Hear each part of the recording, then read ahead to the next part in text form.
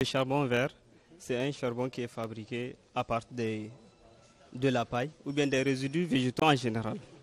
Donc, comme vous le constatez, on a étalé les différentes matières premières qui peuvent être utilisées dans le cadre de la fabrication de ce charbon. Au lieu de les prendre, de les couper, de les carboniser, de les brûler à l'air, au moins de les transformer en une opportunité de développement. Donc voilà le charbon qui est utilisable. C'est ce qui va permettre à la femme de mieux faire sa cuisine.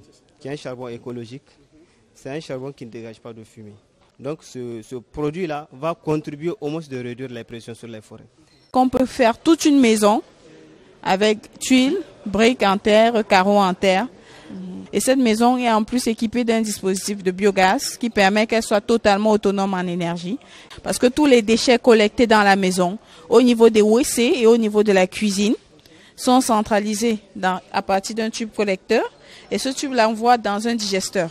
Ce digesteur nous permet de produire du biogaz qui est utilisé pour l'électricité et aussi pour le gaz domestique. Et à l'issue de cela, il y a des déchets qu'on appelle des digestats. Ces déchets sont collectés aussi au niveau de ce deuxième compartiment.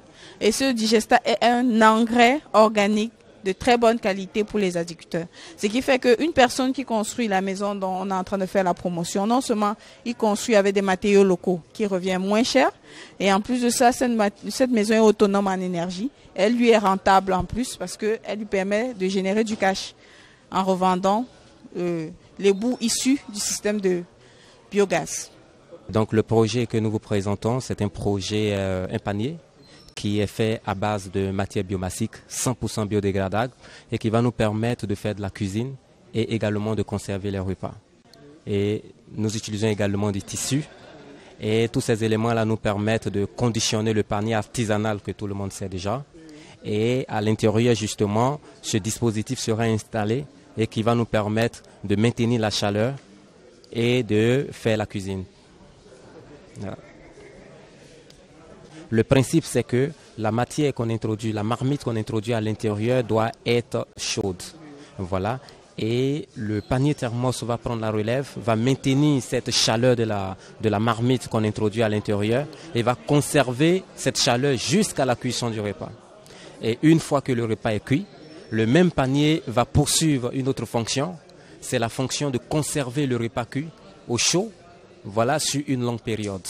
Ce panier, justement, va nous permettre de réduire notre consommation en énergie, tout ce qui est bois de chauffe, charbon de bois et le gaz également. Et il faut dire aussi que le panier va permettre aux femmes dans les milieux ruraux d'améliorer leur santé. Pourquoi? Elles ne seront plus exposées constamment au feu. Par exemple, le haricot, voilà, qui met des œufs sur des œufs à cuire, qui consomme beaucoup d'énergie. Avec le panier, en 15 minutes, tu décharges ton haricot, tu mets dans le panier. Au bout de 4 heures, c'est prêt. Et c'est en même temps de four. Oui, c'est en même temps de four. Il peut conserver plus de 12 heures la chaleur, la température. À partir de plus de 12 heures, la température, évidemment, commence à baisser.